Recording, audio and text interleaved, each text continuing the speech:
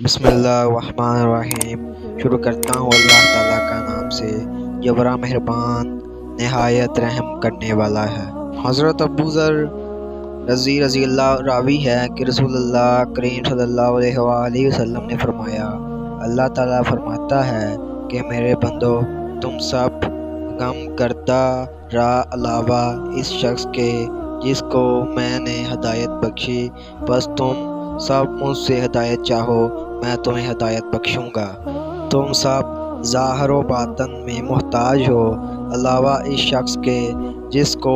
میں نے غنی بنا دیا، بس تم سب مجھ سے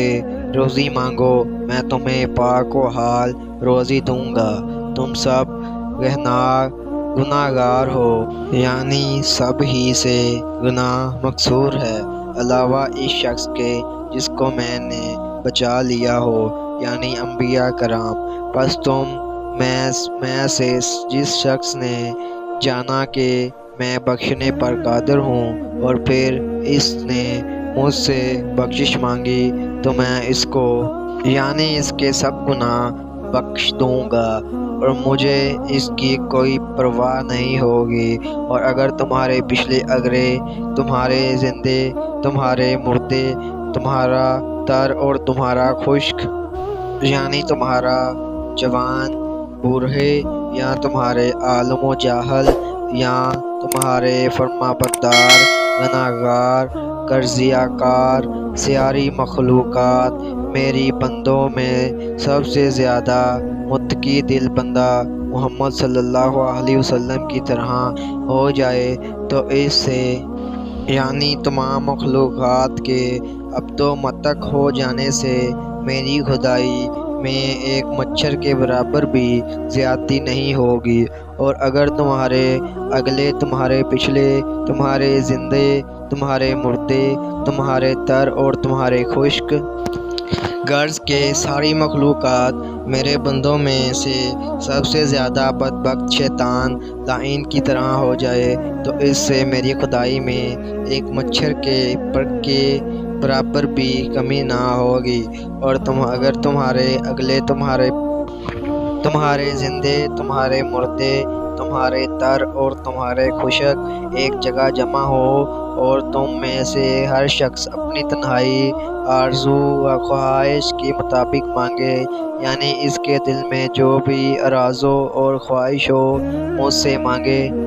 اور پھر تم میں سے ہر شخص کو اس کی خواہش کے مطابق دوں تو اس سے میری خدائی میں کچھ بھی کمی نہیں ہوگی۔ ہاں، اگر بفرض محال کمی ہو بھی تو وہ اس قدر ہوگا جتنا کہ ایک سوئی پر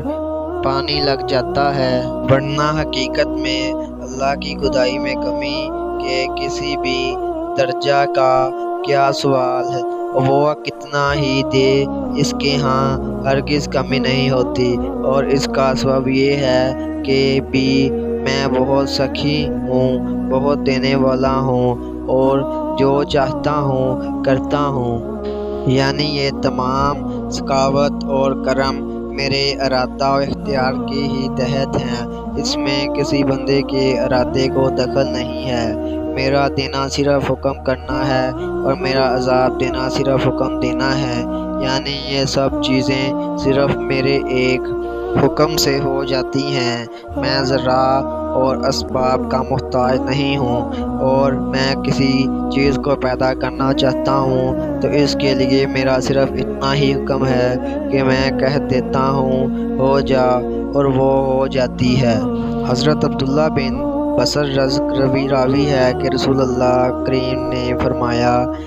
خوش بختی ہے اس شخص کے لیے جس نے اپنا نامہ اعمال میں بہت استغفار کی۔ تشریح: استغفار کی فضیلت کے سلسلے میں یہ حدیث بھی بڑی ہی خوش کن ہے، جسے بزازان حضرت انس نے بطریق مرفوع روایت کیا ہے کہ عمل لکھنے والے دونوں فرشتے جب بندے کا اعمال نامہ لے کر اوپر جاتے ہیں تو حق اللہ تعالیٰ اس اعمال نامے کے اول و آخر میں استغفار دیکھ کر فرماتا ہے کہ میں نے اپنے بندوں کے وہ تمام گناہ بخش دیے جو اس نامہ اعمال کے دونوں کناروں کے درمیان ہے۔ اس حدیث کا حاصل یہ ہے کہ جو شخص صبح و شام استغفار کرتا ہے اسے یہ فضیلت و سعادت حاصل ہوتی ہے۔ اللہ تعالیٰ سے دعا ہے کہ ہمیں حدیث مبارک سن کر اس پر عمل کرنے کی توفیق عطا فرمائے۔ وآخر دعوانا ان الحمد للہ رب العالمین۔